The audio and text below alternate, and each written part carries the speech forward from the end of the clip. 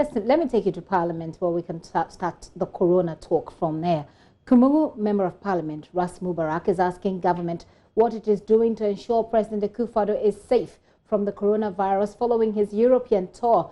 He says the president has been in Norway where a case has been recorded as part of his tour as well. He quizzed the majority leader, Oseiche Mensah-Bonsu, whether the president will be quarantined upon his return.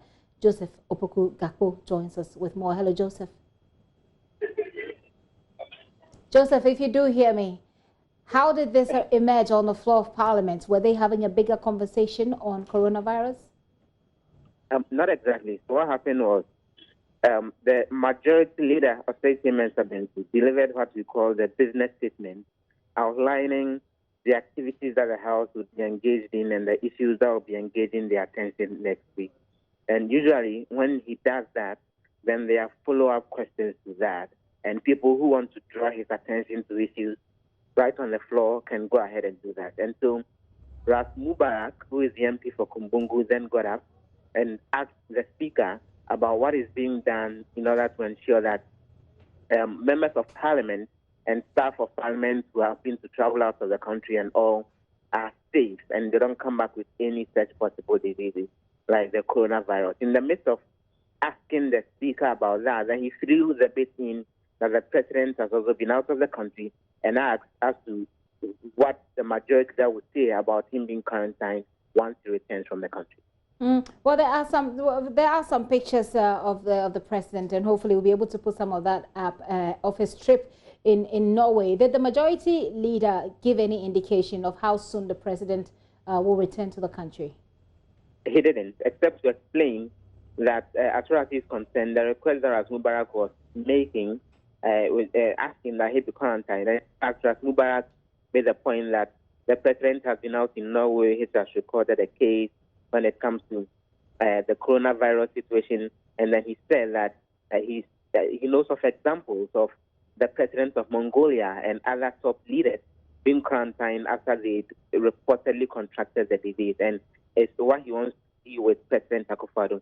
But the majority leader didn't give any indication of when the president will be back in the country, and for him, he took Ras Mubarak's request as a joke of a sort and said that he was taking it in jest, and he wants to believe that Ras Mubarak wasn't being serious about it, and went on even make a joke about that if there is anyone who should be quarantined, it should be Ras Mubarak himself, who is the MP for Kumbungu, because he's seen him coughing on a number of occasions, and he's not too sure where the cough may have come from. But I've been engaging Ras Mubarak subsequently, and he makes the point that he wasn't joking about it, he was very serious about it, and he's surprised that the majority leader took it all for a joke, and it's probably because he doesn't understand the full severity of the outbreak out there as far as the disease is concerned. And so did it end at that, or was there any further deliberation on this matter? Because obviously people are concerned if there's a team, a Ghanaian team outside in any country, for example, in Italy. We know that Giftianti, for example, is in Italy, and the health authorities have indicated that people who are coming from areas that are, that have infected people will be quarantined. Did Parliament leave it at that, or did they go ahead to have a bigger conversation about Ghana's preparedness, for example, for this virus that is spreading really, really fast and taking people by surprise? So there was a bigger conversation, not about the quarantine, the quarantining of the president, but about the larger issue of the coronavirus. So, for example, the MP for North Tongue, who is a minority spokesperson on foreign affairs, Samuel Opiotwa-Blakwa, reiterated the demand that they've made that Ghanaian students in Wuhan should be brought back to the country as soon as possible. And he said other countries have done it over the last few days. And so looking at the severity of the issues, steps should be taken to get Ghanaian students in that part of China back to town. Additionally, he made the point that last week when the business statement was delivered, he requested that the Minister for Health be made to appear before MPs. Yes, Joseph, go ahead.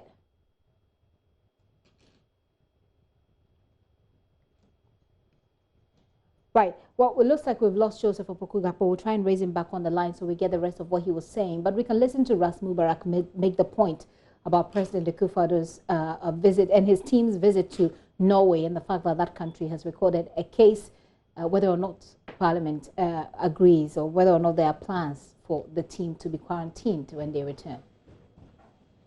Confirm whether, upon arrival in the country from his European tour, His Excellency the President would be quarantined. Mr. Speaker, I say so because the President of Mongolia has the quarantine for the 14-day mandatory period. And the Speaker, His Excellency the President has visited Norway, which has recorded a case of coronavirus. It will be very helpful to get an indication as to whether His Excellency will be quarantined when he arrives in the country.